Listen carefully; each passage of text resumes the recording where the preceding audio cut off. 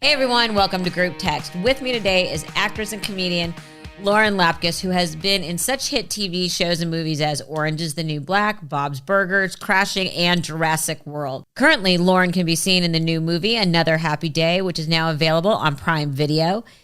This is crazy. She is also the host of the podcast, yes, multiple, Haunting, Raised by TV, Threedom, and... because, you know, 3 is enough. Why not have 4? With special guest Lauren Lapkus, which is debuted at #1 in the comedy section of iTunes. And this is huge. Was listed as a top podcaster by Time Magazine. Well, that's very very fancy. Now that she has listed long enough to her many accolades, please welcome Lauren. Hi, Lauren. Hi. Thank you for having me. Okay, so happy to be here. So much to discuss. Yes. By the way, and we're going to get to your podcast with special guest, which might be the funniest freaking idea I have heard in so long, but we're going to get to that. Great. Because we're going to talk about the movie first. Awesome. Another Happy Day. I've seen it. I'm not going to say that the title gives it away. Thank you for watching. Because the title doesn't really give it away. You play a woman, Joanna, who has recently become a mother and is, which I understand, is questioning everything in her life. How did you get involved in this project? Oh my gosh. Well, it was a long process. We so the writer director Nora Pfeiffer, who is so supremely talented, we actually went to high school together back in the day, and she reached out in, I think, 2018 with this script, and I just loved it so much. And I hadn't had kids yet, but I just thought her writing was so amazing, and I was really into it. And, you know, it's a low-budget indie. It took a long time to get made, and by the time it was actually getting made, I had a child and connected with it so much more.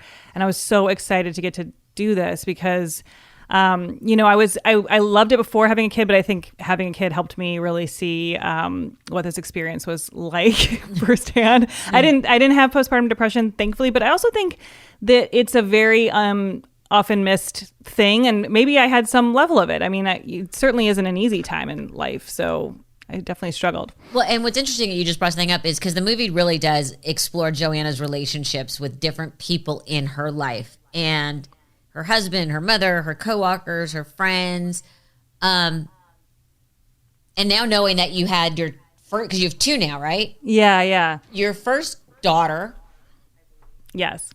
When you agreed to do the movie, and yet you didn't have a child then, but then you came into the actual filming of the project as a mom. Did it make you go back and reread the script so completely differently? Yes, I definitely connected to it in a totally different way. And I also think as an actor, I'm very grateful that I had the life experience to go along with it, because I'm more of a comedian, and doing the sort of crying stuff is hard. But I think with, after you have a kid, you can cry a lot more easily. It's kind of like right there all the time, especially those early years. It's all I know so far. So, yeah. No, I can think of something and go off tailspinning into some random thought, and suddenly you're like sobbing hysterically, and it makes no sense to anyone. The film is a very heavy topic. Yeah. Yet you and Nora found the funny, but it's not like you're not making like yuck jokes out of the whole thing. That was a tough needle to thread on this topic. Yeah, I agree. I mean, it's, so much of what the humor comes from is the absurdities of that time, just things that in the moment you're not going to laugh about, but later you're like, oh God, that was so crazy how I was acting or what I did or whatever. And so that's really where the comedy lies. It's not slapstick like you're saying, but they're, just those little nuanced moments that are, funny from the outside or funny in retrospect. And it is a delicate dance. I think one thing that that does work for me coming into this is that because my background is comedy, I kind of naturally skew that way. So like it balances the heavy stuff a little bit. But yeah, it definitely goes there too. I think the writing is, so great, and she did such a great job telling that story and allowing for there to be room for it to be funny, but also get those real feelings in there too. You brought up something interesting, which is you come out of comedy, and I noticed this during the movie. Nora, as the director, must have forced you into it. there's these pauses and these silences that just sit there. And as someone like myself who has a funny brain, you want to crawl out of your skin because like, now. Yeah. Oh my God, totally. Now. And how did you fight against that instinct? Because, we all hear that 1, 2, 3, 4, 5 speak. You know what I mean? Or whatever your timing is. And it's those, and I'm like, oh my God, how is she sitting there through these silences? I know. That was hard for me because, my instinct is to make jokes when I'm uncomfortable and for sure want to do that. I think her background is in theater, and the Marilyn Dodds-Frank, who is my co-star who plays my aunt in the movie, she's so incredible. Has a theater background as well. And so most of what we were doing felt like a play because Nora would do these long shots where we would get to go do the whole scene in one take, which is not always something that people allow you to do. So it really was sort of like doing a scene on stage where you allow for there to be, natural pauses and even pauses that start to get uncomfortable, but then, someone decides to say something. But it was really fun to get to play that. I was definitely intimidated coming into it with those theater people because they have such a language and way of, communicating, and I don't really have that background. And then it was really fun to kind of balance that with my background, You please, I come out of TV, and I come out of cable, so I understand the not being relate to anything that has a budget. I'm that girl.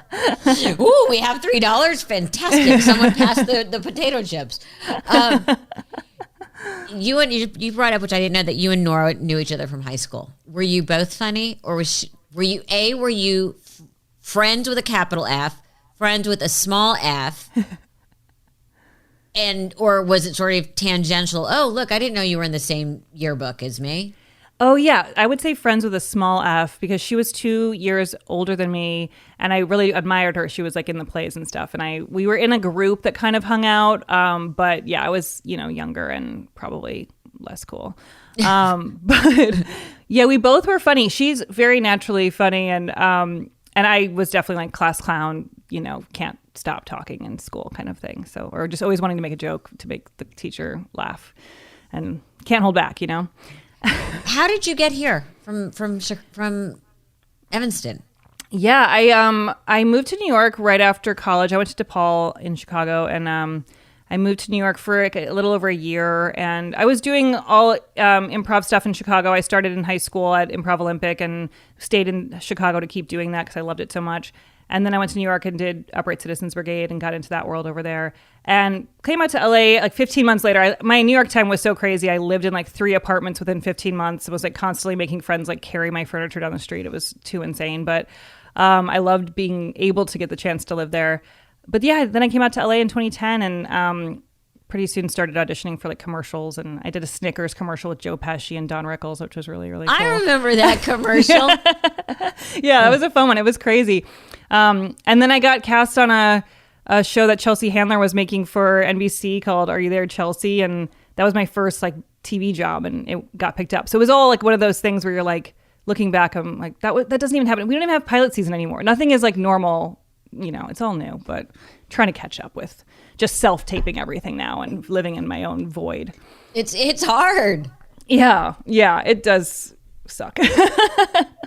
So in the movie, though, again, and it's between you and Nora and your co-star, who is Marilyn's amazing.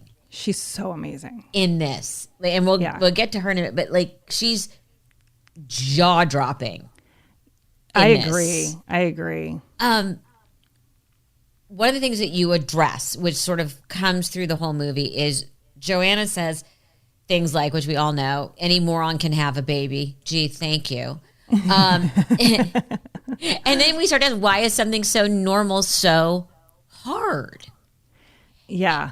And as a parent, when did that hit you? I remember with Cooper, I remember thinking, oh my God, thank God I am in a place in my life that I can afford help. Yeah. Because I would have, everyone's like, it's so hard. I'm like, well, I'm having fun because I can take my baby to work. You know what I mean? Yeah, it's so great. Yeah, it's special. Did you, what was the big moment for you? Because you've had 2 now, so you compare, contrast, that you thought, Don't shake the baby. Yeah.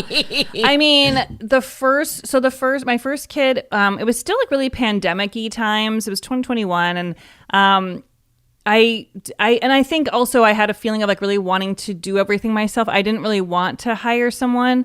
And so we didn't. And I mean, it was hard. It's definitely a hard thing to juggle, and you're going nonstop all day, every day. I was very, very tired. And I think my body like took such a long time to recover because I kind of just forced myself to like go as much as I could. I didn't realize I was doing it, but it's kind of my natural way in life. And so I think I just sort of attacked that the same way. But then I felt like, oh my God, it's like been like 8 months and my whole body feels like I got hit by a train, and that doesn't seem good. And then, I mean, I went to pelvic floor therapy, which, by the way, I just want to say in case anyone out there is like feeling this way, it's like life-changing, but I didn't know about that until I was like months in, and then my friend mentioned it, and I was like, oh my God. And then my body did start to feel a lot better. But yeah, I think it was, now you've had two. Yeah. Can you run a 5K again?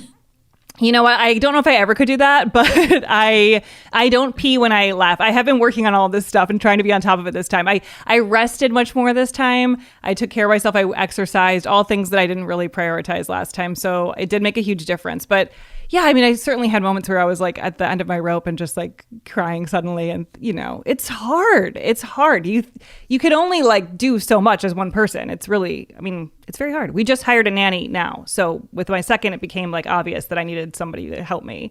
And that has been amazing. It's been a couple weeks and it's been like the best ever. I'm able to like do things. So yeah.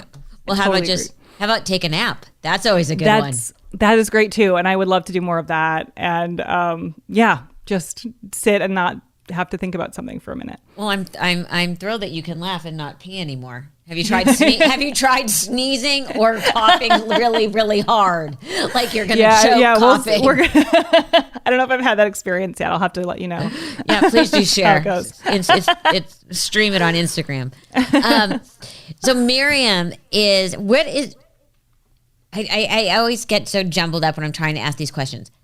Did you know her before? And it's kind of a yes or no. Yeah, no, I didn't. And Nora actually wrote the movie with both of us in mind. So if that informs your opinion of her. I mean, she is like such an incredible actress. They had done a play together and spent a lot of time together in the dressing room that they shared for like months. And Nora got so inspired. And Marilyn is one of the most interesting people I've ever talked to. Like just sitting outside talking to her and she'll just say the most unexpected thing. Well, the reason I say it's like a yes or no, because the chemistry is so lovely. And oh, thank you so much. Sorry, I kept talking when I should have just literally No. You're here to talk. I'm here to just kind of like continue the conversation and try and keep my brain, going in the same direction. Which for me, I see a lot of squirrels. They're fucking everywhere. I don't know about you, but I see a lot of squirrels too. There is an infestation of squirrels. What was it like? Was there the instant connection when you guys first met? Because it's fascinating in the film, and I think this comes to good acting, good writing, and directing. You feel the connection from the beginning, but the space is allowed throughout the movie to let it grow. Yeah. The chemistry grows. What was it like the first time you guys did a table read together?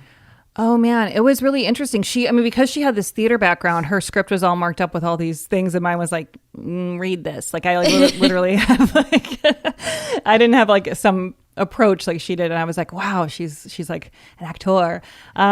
She's an adult. Yeah, and I was totally inspired by that. But I also found it so interesting because I knew that Nora wrote the character with her in mind. I maybe expected her to be similar to the character. She was in certain ways, but she also. She's like she's got a bit of an edge in a way that the character doesn't have. Like a sort of like the character's very confident, but she has like just an ease and a confidence in the world, and she's seen and done so much cool stuff. And I just loved hearing her talk. She had so many great stories about Chicago theater, like John Cusack, all those days with performing with all these great people. And it was just really great to hear. But one thing that was kind of great was that we shot in order, so we were able to build that chemistry naturally too. So it was a nice way to start, like getting to do that scene first where I meet her and she's, doesn't want to be around me. At least I didn't have to know her very well to feel that, But I love the fact that you shot in order, and I don't think people know that is so unusual. Yeah, it was really nice. Yeah, I've definitely been in things where we shoot the last scene first, and then you're like, okay, well, I hope that everything makes sense getting to that point. I hope this all will make sense in the end. What kind of research did you have to do, if any, for about postpartum depression? I mean, in the last, 5-6 years, like Brooke Shields' book came out about it, and it was very honest. And women have been speaking up a lot. You, like me, were very fortunate. We didn't have postpartum. Yeah. How did you research, and I'm not always a fan of that word, that aspect of Joanna's life to really understand on a profound level what it is? Yeah, I mean, talking to friends was my most important research, I would say. I've definitely read things about postpartum and had heard about it, especially going into pregnancy. I was very aware of it and was nervous that I might experience it and wanted to be on top of that in whatever way you can be, or be aware that it could happen. But yeah, I had a couple of friends who experienced it who told me about their experiences. And I think for the people that I spoke to specifically, because I'm sure it can manifest in many, many different ways. But for my friend specifically, who I'm thinking right now, she was very lonely and felt like she was completely alone, even when she wasn't alone, and that it was all on her, even when it wasn't. Just the sort of illogical thoughts that can get in your head. And one thing I think is so interesting is like when you have a baby, the doctor, the pediatrician has you like answer how you're doing on like a piece of paper where like there's like 5 questions where you rank your emotions and stuff. And even like the times when I put it, like I would like maybe put like I'm a 4 out of 5 or something. It's like, well, a little bit. The questions are like, do you blame yourself a lot, or do you worry a lot more than you normally do? Can you still laugh at things like you used to? Or, it's a lot of questions like that are kind of vague, but I guess if I'm really tired and I don't really have any time to myself, I'm not really laughing a lot. I'm not really like, and yes, I am worried because I've never had a baby and I have to like make sure that she's okay. You don't really still get much feedback on the survey. Like I think they kind of like look it over and move on. So like it's a really hard thing for people. Like it feels like people don't get noticed a lot in that experience. And it's scary to speak up about it, that if you're having a hard time, you don't necessarily want to like tell everyone. So it's really easy for it to go undiagnosed or just be missed by the ones around you. My friends and I always used to joke that there's a million guides to pregnancy, and taking you through right up through the moment that they hand you the baby and here's this instruction book, and then they hand you the baby and go like, remember to make sure the car seat's put in right. Yes. What it's crazy. You have just let me loose with a very small human. It's truly the weirdest feeling to like no leave manual. The hospital. Yeah. No, and it's true. You can read everything about your pregnancy. You can understand like the exact size the baby is and all the things you're going to be feeling and what you should do in this time. And then like, yeah, really once the baby's born, it is really up to you. And even if you did have time, even if you did have a book, you're not going to have time to read it. Like it's like no one's explaining anything, and it's scary. Yeah. It's overwhelming. It's like here, good luck. Yeah. Thank you. Just so you know, the postpartum depression comes back in different ways as you get further and further along in parenting. The teenage years are more like depressing because like, why did I do this? I'm so scared of that period of time when everyone gets mean. What did I do to deserve this? Why did I not think before I had the baby that one day a version of me would be being horrible to me? Oh my God. So true. And then they move out and they leave for school, and you're like, they've taken my arm, they've taken my life away from me. So I can cry about just thinking about that any day of the week. Like Please. My daughter's 3 and I'm like, sometimes she'll be like, I'm a big girl and then I'm gonna go to a big school, and I'm like, yeah, I can't. You're gonna go to a big school. Or as I used to say to my son, I want to make sure he is healthy and wonderful and just fucked up enough to never want to leave mommy. Yes. I want you to be such a great person who just loves to hang out at home. Like, yeah. I just want him to be independent and healthy and successful and wonderful. But maybe just no one should ever be more important in his life than his mother. Yeah, I got no problem with that. I should always be the first call. Yes. I hope that for you. And I hope I hope your wife likes how I decorate things since you guys have been moving in with me. It's all good. It's all good. I got no problem. I'll redo the room. His childhood bedroom. Yeah. You've gone from like full to the queen. You know what I mean? It's very generous. Yeah. It is. I think so too. Remember, make sure your windows shut before I set the alarms. You know, that's what always is now. It's like, do you want me to set the alarm or are you going to set the alarm? So it's a movie that stays with you. But you have done, and I've got the list here, sketch, stand-up, improv, podcaster, writing somewhere falls into all that. And I always hate when people ask me this question, if you could only do one. Wow. Oh my gosh. Well, I guess it's hard. It's a very hard question, but I guess I would say acting. I have so much fun acting and love to perform with other people. And that's why I love improv so much, because it's such a group experience. But with acting, you get to incorporate the improv. So I feel like that kind of encompasses everything, and writing too. You get to weave in a little bit of it all. But yeah, I think that's what I would pick. But one thing that I'm grateful for is that I can wear a lot of hats, because I feel like in this moment in time with all the strikes we've been having and all the crazy things going on, it's been nice to be able to have other modes of expressing myself / making money. Okay, let's talk about your multiple podcasts. Okay. Yes. People do one. Ooh, let's spin off into two.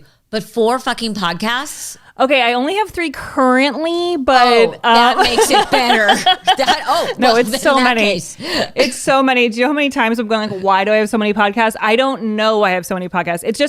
It's a world that, it just keeps, they just spawn. They just keep making more. I started like out doing podcasts in, I want to say like 2012 or something, like when nobody was doing them really. And it felt like, when you say you have a podcast, people are like, what is that? It wasn't as common. Now literally everyone has one and it's great, which is nice because people are very aware of it and they find all sorts of things that are so specific to their interests.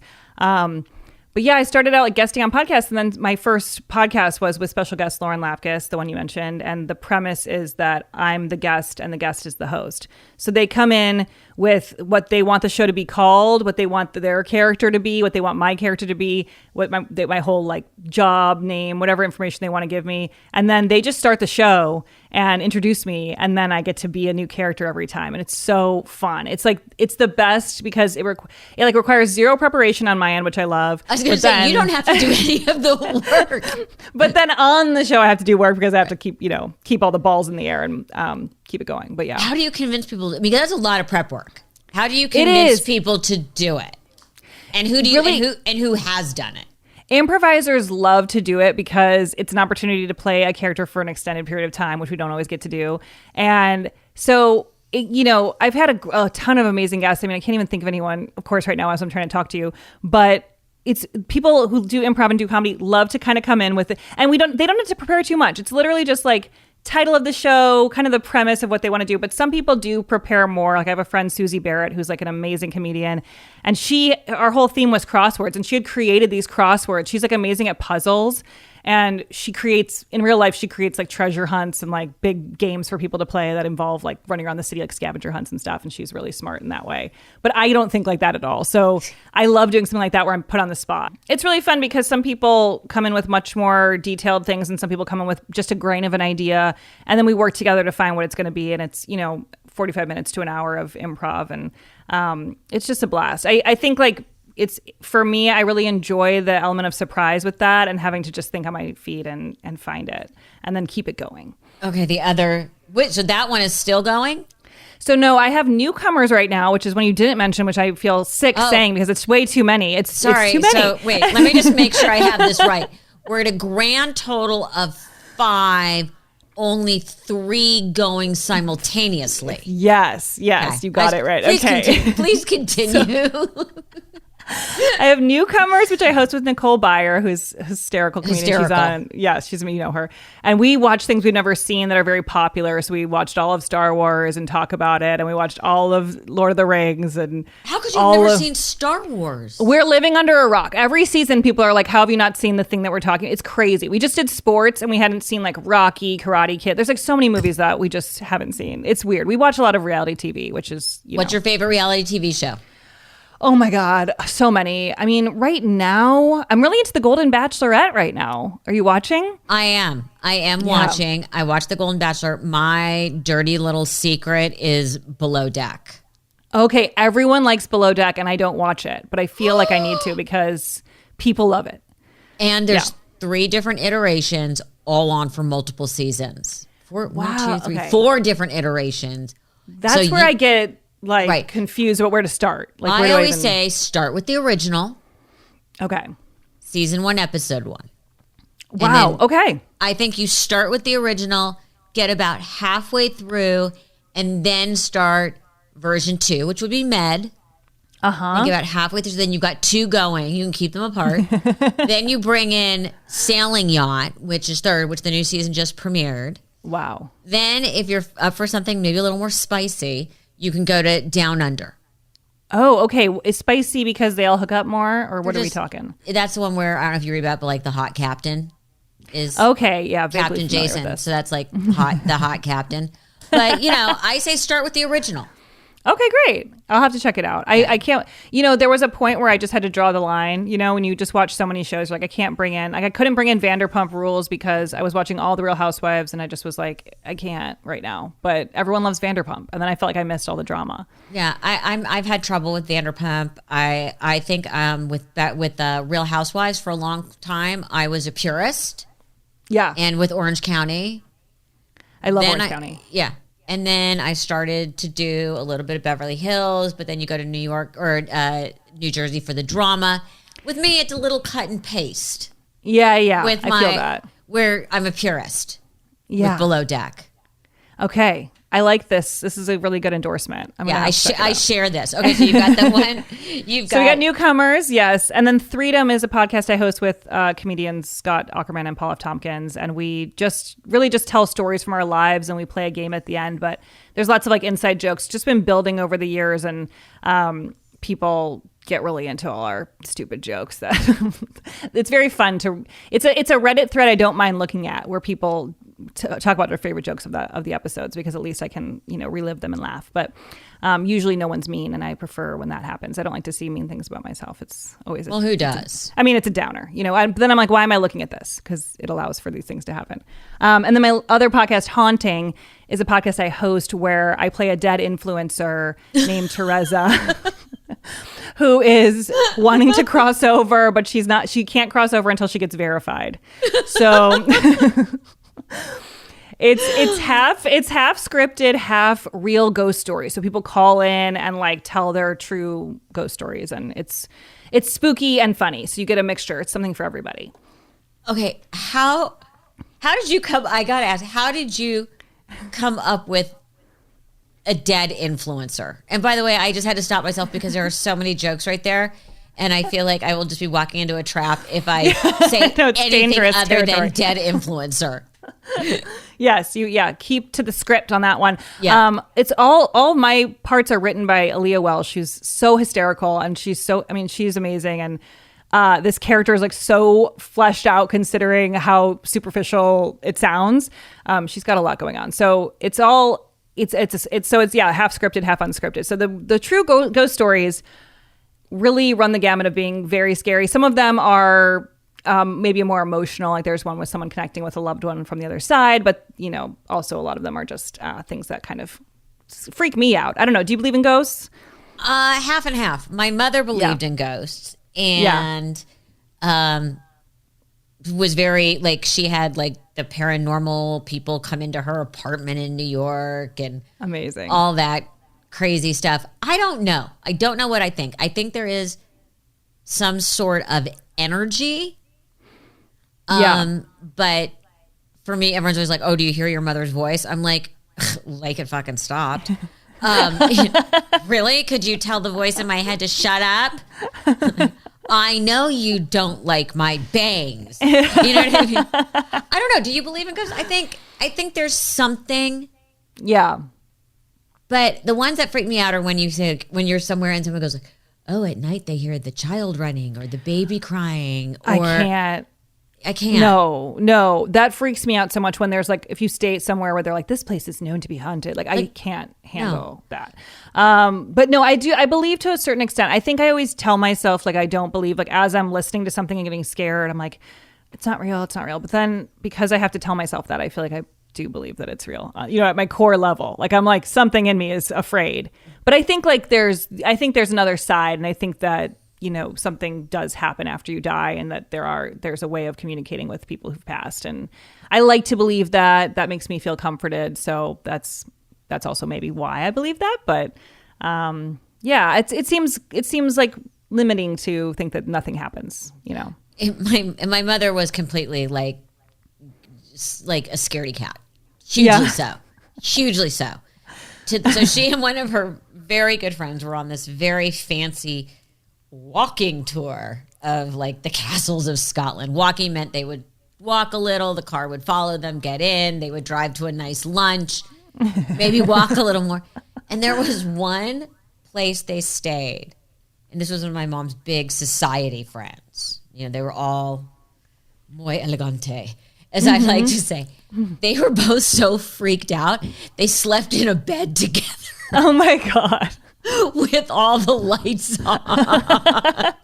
These two I would get scared in that when you're someplace really old like that, like it feels so much closer to you. I don't know. Even though I guess a ghost could be anywhere, but yeah, it feels more real. Yeah, 100%. What's the weirdest one? By the way, do you sleep with the lights on when you're traveling, when you're on the road? No, I don't. But I like to put on an eye mask, because I feel like if I'm aware of the room, I can be more creeped out. But if I have an eye mask on, I'm just like, nothing's there and I'm fine and I'm just in my own world. But for all the years my mom spent touring and my family spent life on the road and I spent life on the road as an adult, my mother had to sleep in a hotel with all of her lights on and the TV on. Granted, she did that at home too, which was kind of weird. But I think that's just because what she got used to. Yeah. And I have to have the bathroom light on. Okay. Like a little night light. Well, also I'm very, very clumsy. So if I get up, I will come out injured.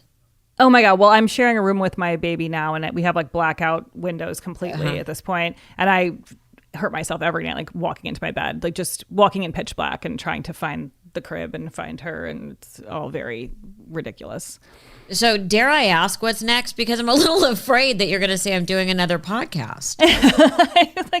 I hope to have more acting jobs right now. Well, another happy day is it's a hell of a calling I'm chord. so happy. I'm so happy with that. And I just, I had a couple recurring things that just occurred that are going to come out later. I don't know if I can say. I have a job for the new year that I don't think I can announce yet that I'm very excited about. So I'm so happy that it feels like, the strike is over and jobs are returning and life is returning to LA in some form. Feels good. Well, this has been such a pleasure for me. And the movie, which I was just like, postpartum depression, was amazing. Thank you so much. I really appreciate you. It's not a date night movie. No, it's not. I would know. Not going to get you in the mood, but I appreciate you watching that so much. Thank you. And you asked such thoughtful questions. You have so much on your way. It's fantastic. Thank you. Thank you so much. So much. Thanks, Melissa.